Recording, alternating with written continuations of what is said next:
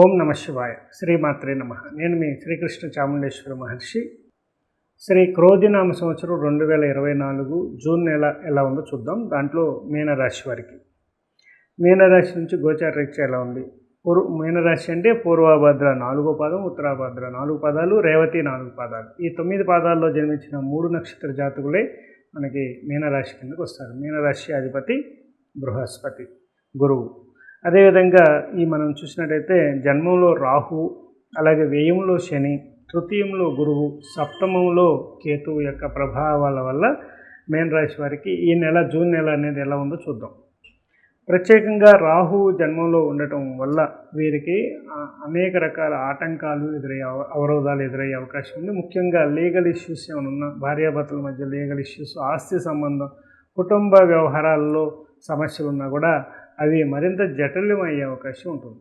కాబట్టి సావధానంగా వాటిని పరిష్కరించుకోవాల్సిన అవసరం ఉంటుంది.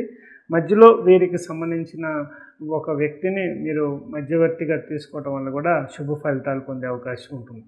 అదేవిధంగా లగ్నంలో మొదటి రాశిలోనే లగ్నంలోనే జన్మంలోనే రాహు ఉండటం వల్ల ఆ రాశిలో కూడా ఒకటే రాహు ఉండటం వల్ల ఏమవుతుందంటే దీని యొక్క ప్రభావం అనేది రవి యొక్క గ్రహం మీద పడే అవకాశం ఉంటుంది. రవి యొక్క ప్లానెట్ దాని యొక్క రాశ్యాధిపతి మీద, వాటికి ఉన్నటువంటి వ్యవహారాల మీద రవి ఆ యొక్క యోగాన్ని కలిగిస్తాడనమాట. అంటే రాశి యొక్క ఫలితాలను ఇస్తాడు. కాబట్టి ఈ యొక్క రాహు యొక్క ఎఫెక్టే కాకుండా మనం రవికి కూడా రెమెడీ చేసుకోవాల్సిన అవసరం. దీన్ని బట్టి మీరు సూర్య నమస్కారాలు అనేది చేయాల్సి ఉంటుంది. అలాగే సూర్యునికి ఆర్ఘ్యం ఇవ్వటం అనేది కూడా చాలా ఇంపార్టెంట్ అని చెప్పుకోవచ్చు. అలాగే వ్యయ శని వల్ల, శనికి తైలాభిషేకం చేయడం వల్ల శుభ ఫలితాలు పొందవచ్చు.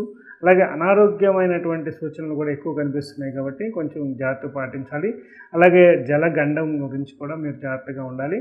అదేవిధంగా మీకు చెప్పిన దాంట్లో రెమెడీల పరంగా చూసుకున్నట్లయితే శనికి తైలాభిషేకంతో పాటుగా మీరు సూర్య నమస్కారాలు అనేది కూడా చేసి తీరాల్సి ఉంటుందన్నమాట.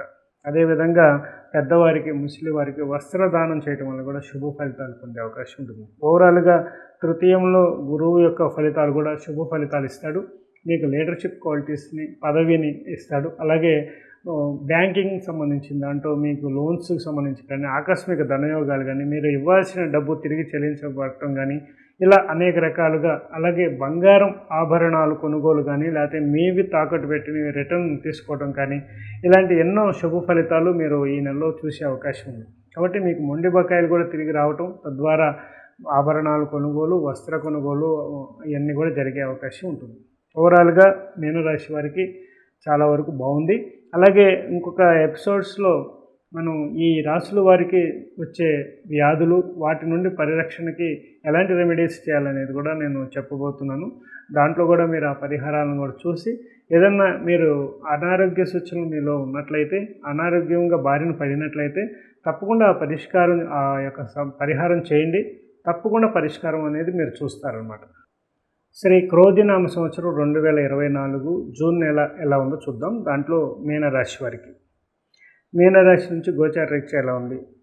మీనరాశి అంటే పూర్వభద్ర 4వ పాదం, ఉత్తరాభద్ర 4 పాదాలు, రేవతి 4 పాదాలు. ఈ 9 పాదాల్లో జన్మించిన 3 నక్షత్ర జాతకులే మనకి మీనరాశి కిందకు వస్తారు. మీనరాశి అధిపతి బృహస్పతి, గురువు.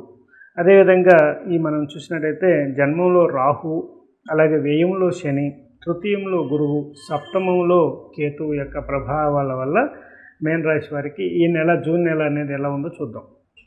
ప్రత్యేకంగా రాహు జన్మంలో ఉండటం వల్ల వీరికి అనేక రకాల ఆటంకాలు ఎదురయ్యే అవరోధాలు ఎదురయ్యే అవకాశం ఉంది. ముఖ్యంగా లీగల్ ఇష్యూస్ ఏమైనా ఉన్న, భార్యాభర్తల మధ్య లీగల్ ఇష్యూస్, ఆస్తి సంబంధం, కుటుంబ వ్యవహారాల్లో సమస్యలు ఉన్నా కూడా అవి మరింత జటిలమయ్యే అవకాశం ఉంటుంది.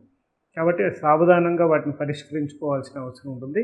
మధ్యలో వీరికి సంబంధించిన ఒక వ్యక్తిని మీరు మధ్యవర్తిగా తీసుకోవటం వల్ల కూడా శుభ ఫలితాలు పొందే అవకాశం ఉంటుంది. అదేవిధంగా లగ్నంలో మొదటి రాశిలోనే లగ్నంలోనే జన్మంలోనే రాహు ఉండటం వల్ల ఆ రాశిలో కూడా ఒకటే రాహు ఉండటం వల్ల ఏమవుతుందంటే దీని యొక్క ప్రభావం అనేది రవి యొక్క గ్రహం మీద పడే అవకాశం ఉంటుంది. రవి యొక్క ప్లానెట్ దాని యొక్క రాశ్యాధిపతి మీద, వాటికి ఉన్నటువంటి వ్యవహారాల మీద రవి ఆ యొక్క యోగాన్ని కలిగిస్తాడనమాట. అంటే రాశి యొక్క ఫలితాలను ఇస్తాడు. కాబట్టి ఈ యొక్క రాహు యొక్క ఎఫెక్టే కాకుండా మనం రవికి కూడా రెమెడీ చేసుకోవాల్సిన అవసరం ఉంది. దీన్ని బట్టి మీరు సూర్య నమస్కారాలు అనేది చేయాల్సి ఉంటుంది. అలాగే సూర్యునికి ఆర్ఘ్యం ఇవ్వటం అనేది కూడా చాలా ఇంపార్టెంట్ అని చెప్పుకోవచ్చు. అలాగే వ్యయ శని వల్ల శనికి తైలాభిషేకం చేయడం వల్ల శుభ ఫలితాలు పొందొచ్చు. అలాగే అనారోగ్యమైనటువంటి సూచనలు కూడా ఎక్కువ కనిపిస్తున్నాయి కాబట్టి కొంచెం జాగ్రత్త పాటించాలి. అలాగే జలగండం గురించి కూడా మీరు జాగ్రత్తగా ఉండాలి. అదేవిధంగా మీకు చెప్పిన దాంట్లో రెమెడీల పరంగా చూసుకున్నట్లయితే శనికి తైలాభిషేకంతో పాటుగా మీరు సూర్య నమస్కారాలు అనేది కూడా చేసి తీరాల్సి ఉంటుందన్నమాట.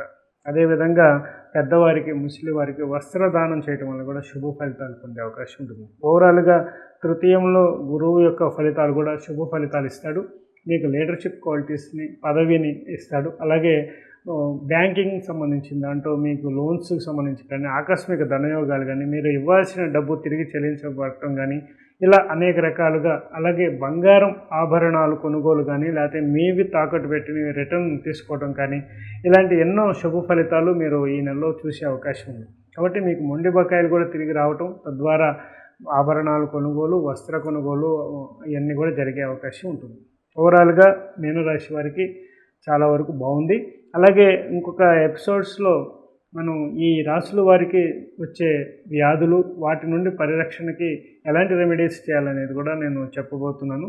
దాంట్లో కూడా మీరు ఆ పరిహారాలను కూడా చూసి ఏదన్నా మీరు అనారోగ్య సూచనలు మీలో ఉన్నట్లయితే, అనారోగ్యంగా బారిన పడినట్లయితే తప్పకుండా ఆ యొక్క పరిహారం చేయండి.